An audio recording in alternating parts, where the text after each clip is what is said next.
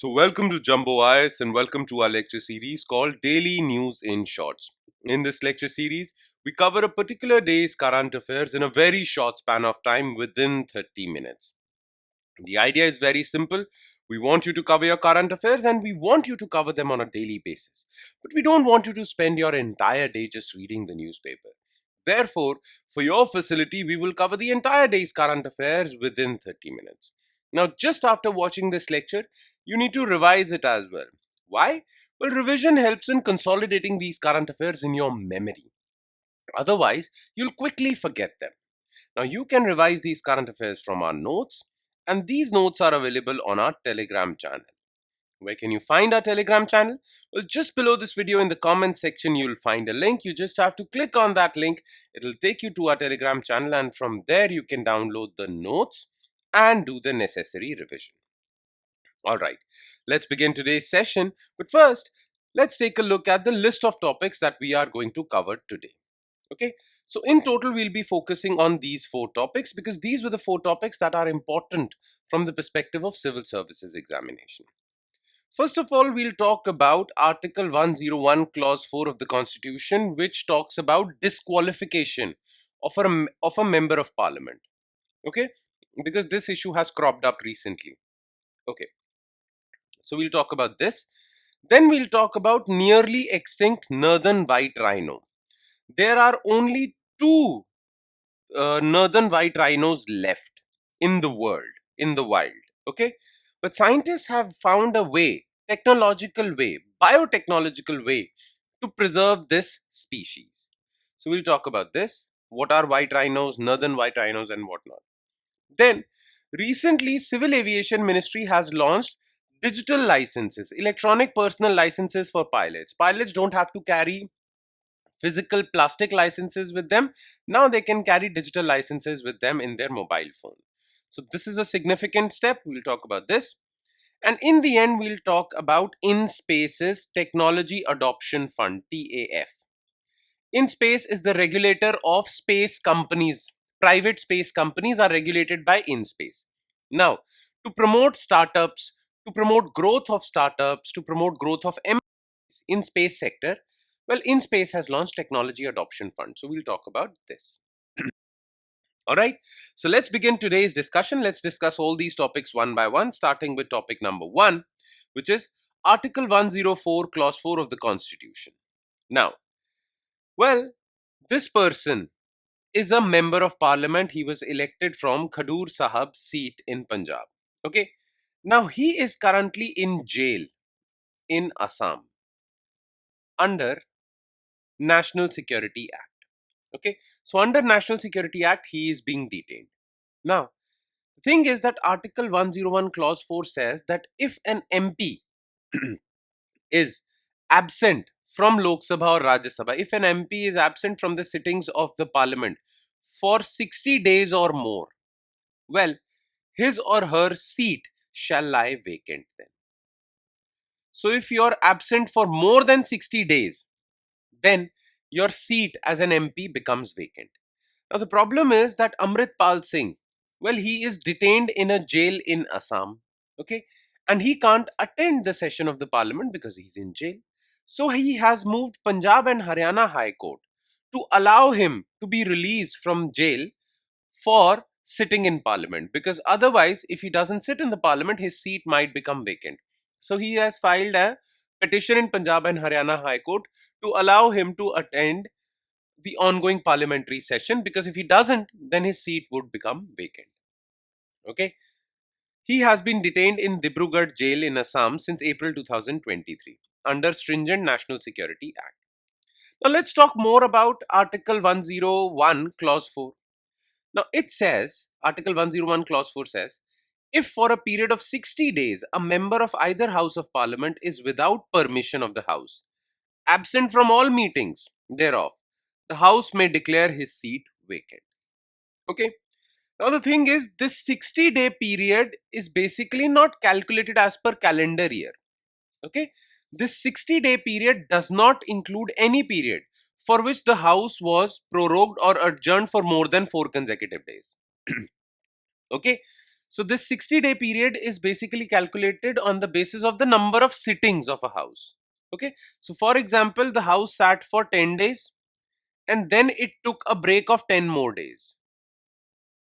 Okay, then these 10 days won't be counted in this 60 days because it is more than 4 days. Clear? So this is how it is calculated. Now Amritpal Singh has attended only one session of Lok Sabha, and that was when he was sworn in as MP of Lok Sabha last July. Clear? Now he says that if he doesn't attend this session, then his seat may be up for disqualification or lie vacant. Now the important thing over here is, and you have to read this article carefully to understand the nuance of it. Okay, Article 104 says that if for a period of 60 days a member of either House of Parliament is without permission of the House. Okay, this line is important. Now the thing is that if a member of Parliament wants to stay absent because of some emergency, family emergency, health emergency, if he wants to stay absent for more than 60 days, okay, he can take the permission of the House. Okay, so this is point number one, very important. You can be absent for more than 60 days with permission of the House. The second important part is that if you did not take any permission from the House and still you were absent for 60 days, then the entire House has to vote on the declaration of your seat being vacant. Okay, the thing is, even after 60 days, your seat doesn't become automatically vacant. The House has to declare your seat to be vacant. Okay, and for that, they have to vote on it. Clear? So generally when someone asks for permission, permission is granted, and even if someone does not ask for permission, well, the House has to declare his seat vacant. It doesn't automatically become vacant. Okay, this is important. Clear? So this is the situation. Now remember this. If MPs want to remain absent but they want to take permission of the House, then they have to write an application to Committee on Absence of Members from Sittings of the House. This is a parliamentary committee that actually scrutinizes these applications of leaves. Okay. Then the committee, after receiving the application, makes recommendation on each leave application. Most of them are accepted. Okay. Even if an MP is absent for more than 60 days, the House has to declare. This word was mentioned in Article 101, Clause 4. So, declaration is important. And declaration can be done by all the majority members of the House. That is why it is put to vote. Clear? So, this is something that you need to know about parliamentary procedure. Alright. Now, we'll move on to next news item, which is nearly extinct northern white rhino. Now, the thing is, white rhino is basically a species of rhinoceros found in Africa. It has two subspecies, or there are two types of white rhinos, northern and southern. Southern white rhinos are mostly found in South Africa, some are found in Kenya, but northern white rhino, as far as northern white rhinos are concerned, well, only two are left, and that too, both of them are females. The last male northern white rhino died in 2018. Okay, so this species is almost extinct. That is why it is classified as critically endangered.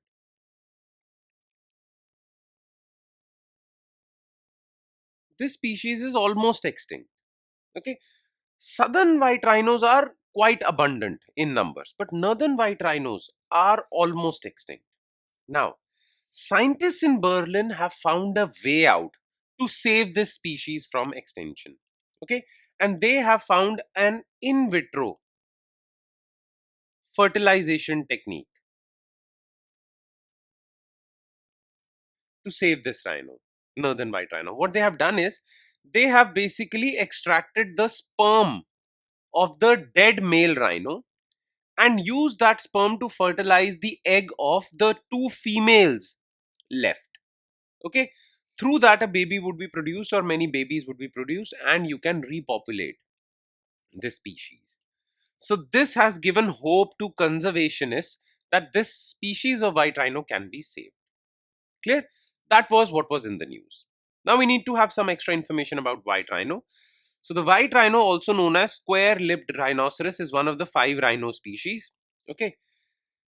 There are two types of white rhinos. So there are two subspecies of white rhinos. Southern white rhino, which is quite abundant and found in South Africa, It is, I mean, southern white rhinos are, their population is quite high. That is why their IUCN status is near threatened.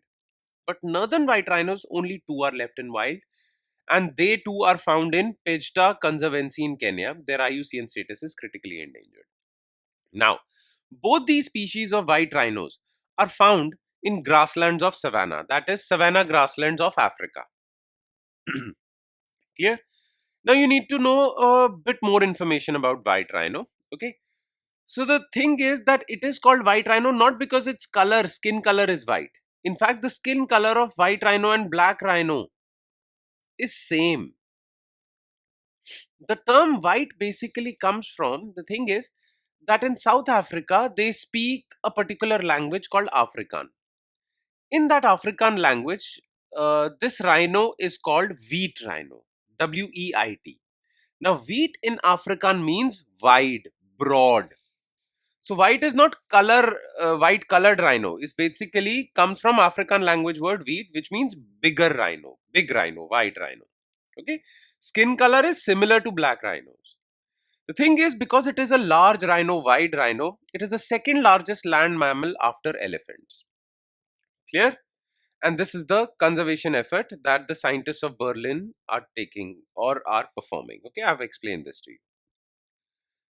Now let's move on to third news item, which is electronic personnel license for pilots. Now, the thing is that all pilots have to be registered to fly a plane, and they need to have a license to fly a plane. Now, all these pilots carry physical plastic licenses with them. Now, India has become the second country in the world after China to issue digital licenses or electronic personnel licenses to these pilots. And these licenses were inaugurated by Civil Aviation Ministry. Clear? With this launch, India has become the second country in the world to implement EPL for flight crew. Okay, not just pilots, the entire flight crew also needs licenses. Okay, China has already implemented such a facility. Now, about this electronic license, so it is a digital license for pilots, replacing traditional physical licenses, and these licenses are accessible through eGCA mobile application. Now, who is the issuing authority of these licenses? Remember, whether physical or electronic, licenses to pilots are issued by Director General of Civil Aviation. But now Director General of Civil Aviation is issuing these digital licenses, and these digital licenses can be downloaded by making an account on eGCA mobile application. Benefit is modernization of civil aviation in a sector by safety, security, and efficiency. It will become more efficient. Okay, the farmers don't have to not farmers, pilots don't have to physically carry these licenses. I'm so sorry. Now, the thing is that this is basically India is complying with international norms also by issuing these licenses, because International Civil Aviation Organization made an amendment to its charter. Okay, in that amendment, it said that countries should now work towards issuing electronic licenses. Okay, so all countries should go for it. So China has already gone for it. Now it's India's turn. What would be the advantages? No need to carry physical licenses. Accessibility, if you have forgotten your license, you can easily download it from the mobile application. Will enhance security. Employability, improves pilots' global employability by ensuring real-time credential verification. Their credentials can be verified electronically in real time. Okay. And sustainability, less requirement of plastic, less requirement of paper, which will basically help environment only. Okay. And last topic of the day, which is Technology Adoption Fund by InSpace. So, space regulator and promoter Indian National Space Promotion and Authorization Center launched Technology Adoption Fund, and this fund will be utilized to nurture and support the growth of Indian space technology capabilities. Basically, this fund will be utilized to finance or fund technological innovation done by private space startups and private space MSMEs. What are MSMEs? Micro, small, and medium enterprises. So, if these companies, private companies, are developing a new space technology, well, and while making this new space technology, they are short of funds, well, they will be funded by this Technology Adoption Fund. Okay, this technology adoption fund will nurture these startups to create new technologies and allow them to commercialize these technologies so that they can earn money also. Okay, so this is the thing. The fund is designed to support the transition of early stage space technologies into commercially viable products. Okay, now about technology adoption fund.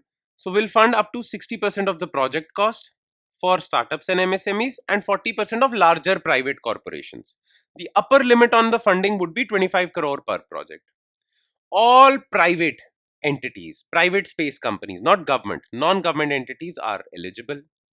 Will support development of new products, patents, intellectual property creation, enhanced production process, and whatnot. Okay. Now, as far as in space is concerned, well, you need to know about this also. This in space is the regulator of space sector. So all private space companies should register with InSpace, and InSpace basically creates rules and regulations for these private space companies. Okay. Some information about InSpace will be given in your notes like this. Just go through the notes and you'll get everything. All right. That would be all. And with that, we conclude today's session. Thank you so much for watching, everyone, and I'm sure it has added value to your preparation. But it would add more value if you do the necessary revision. So download the notes from our Telegram channel and do the necessary revision, because revision helps in consolidating these current affairs in your memory. On that note, I'll be signing off. Thank you so much, everyone.